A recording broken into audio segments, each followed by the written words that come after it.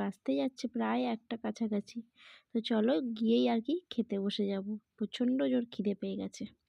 তো দেখো বন্ধুরা এসেই কিন্তু আগে খেতে বসে পড়েছি। তো সমস্ত কিছু আর কি কাজ ফাজ সেরে গেছিলাম, খাবার-টাবার সবই রেডি ছিল বাড়িতে, মা রান্না করে রেখেছিল। রান্নাটা বলতেই পারো বন্ধুরা খুব একটা আমি করি না, মাই করে।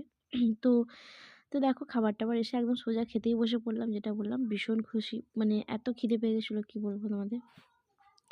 তো খেয়ে দিয়ে একটু রেস্ট নেব বন্ধুরা, আর এখন বাজতে যাচ্ছে প্রায় 2:30টার মতন কাছাকাছি বাজতে যাচ্ছে। খেয়ে দিয়ে উঠতে উঠতে 2:30টাই বেজে গেছিলো। তারপরে এই যে দেখো একদম বিকালবেলা চলে আসলাম বন্ধুরা। এই ছেলে এখন এই যে ঘুম থেকে উঠেছে আর কার্টুন চালিয়ে দিয়েছি। ছেলে এই যে শুয়ে শুয়ে দেখো কার্টুন দেখছে। আর আজ হলো বন্ধুরা 25শে ডিসেম্বর। অনেক দিন আগেকারই ব্লগ, বুঝতেই পারছো।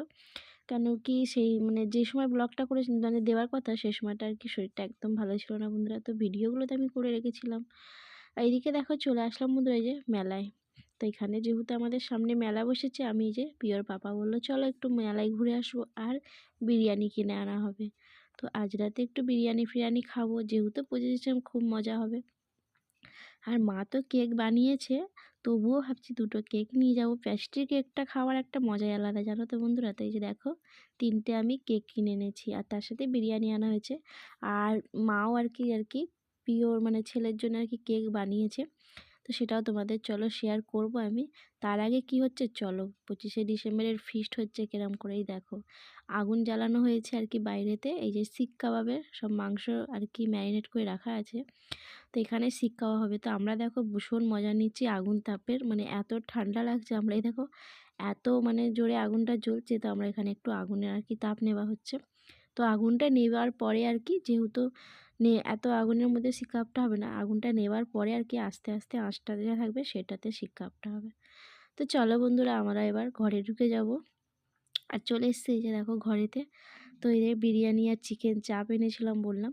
আর কেকটা এনেই আর কি হয়েছে বলো তো, কেকটা খাওয়া হয়ে গেছিলো। আর মা যেহেতু যে কেকটা বানিয়েছিল সেটা আর কি এখনও অবধি মানে খাওয়া হয়নি। তো 12টার পরে আর কি ওই কেকটা কাটা হবে, বুঝেছো বন্ধুরা। তো এখনও তো 12টা বাজেনি।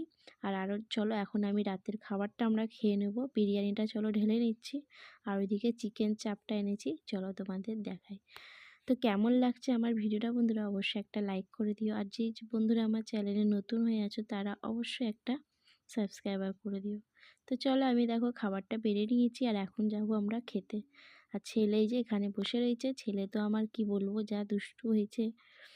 দেখো এইসব খাবারের জন্য একদম পুরো স্মার্ট একদম। আর অন্য ভালো খাবার দাও নিজের খাবারটা কিছুতেই খেতে চায় না। তো চলো বিরিয়ানি তো খেয়ে নিয়েছি, এবার চলে যাবো ওই ঘরে। তো দেখো এই যে 12টা বেজে গেছে আর এখন আমরা এই যে ওর ঠাম্মি একটা কেক বানিয়েছিল সেটা কাটা হবে। তো সবাইকে গুড নাইট বন্ধুরা।